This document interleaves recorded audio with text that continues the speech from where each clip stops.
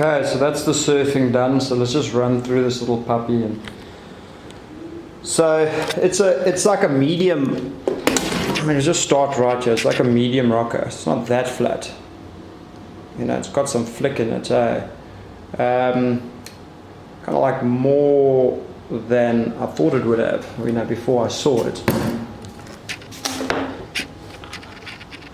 And then, you know, from a dimensions or just general outline perspective, I mean, as you can see there, the most distinguishing feature of this board is certainly that it is a proper, prominent hipped, medium swallowtail, you know.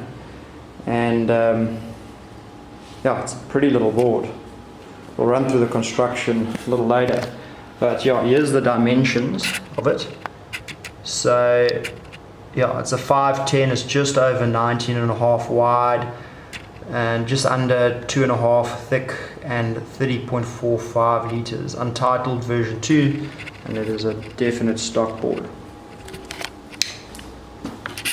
If you just turn it over, I mean, let's just go to the rail. It's probably like a medium rail if I had to compare to it, because I have had a look at the Untitled one. Yeah, much more pinched rail than the Untitled one. And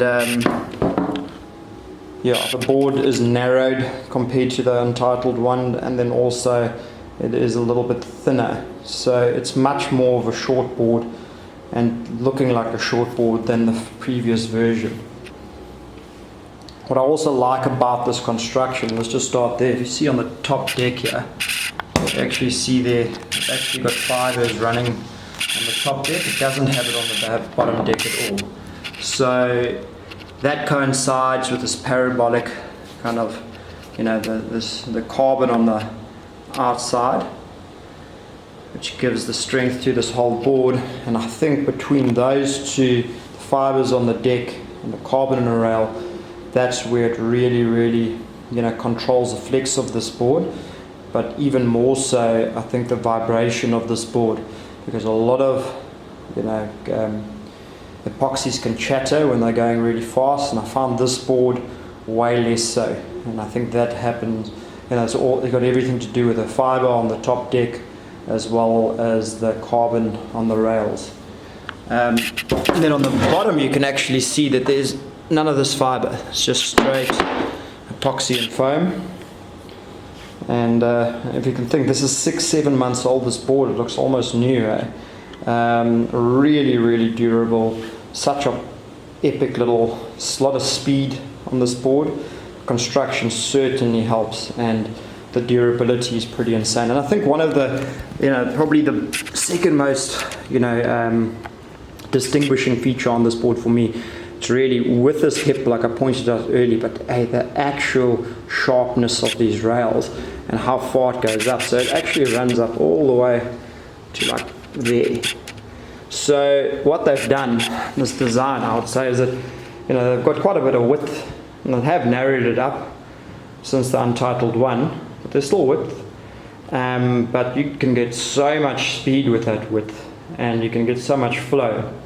But then you start activating those edges there all the way to the hip, and you know, these sharp edges, the board's going to turn immensely fast. So it's a really, really fine-tuned little board, this. What I've done is I've actually also paired it with extremely stiff fins. So stiff edge there, stiff edge there, you know, it really reacts. These are mesh fins, they're from South Africa, from the south coast of Natal. So like, you know, this board, if I had to say and compare it to other boards, like maybe kind of like a moderned up version of the OG Flyer or Almeric, you know, like it's like a modern version, but also some classical kind of twist of the 1980s kind of vibes, because these type of like hips that you got there, you know, a lot of those, you know, the 20s, they used to ride like that.